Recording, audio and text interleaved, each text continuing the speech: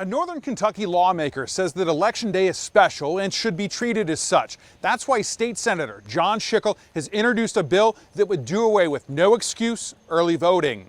Election Day is a very special day. It's not something that should be taken on casually. We're electing the elected officials for the greatest representative republic on the face of the earth. No excuse early voting has been a popular choice in Kentucky. There were more than 1.2 million votes cast in the November election. More than 260,000 of those were no excuse early votes. About 51% of those were Democrats, 43% Republicans, and the remaining 6% did not have a party affiliation.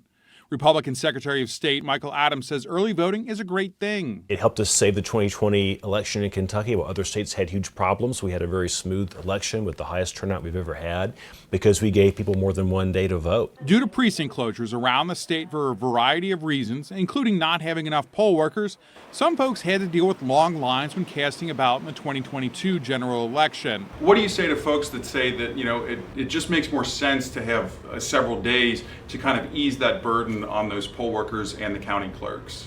Well, I disagree with that. Voting is an awesome responsibility. It's a great privilege. It's not something that should be taken on casually. And before COVID, we had many precincts opened, and if all the precincts are open, there is no wait. And if you can't vote on Election Day, you can vote at the courthouse with an absentee ballot. Adams tells me he thinks it would be a big mistake to get rid of the early no excuse option. How detrimental do you think that would be to Kentucky's voting process if there is no early unexcused voting? Number one, it would be horrible for our citizens.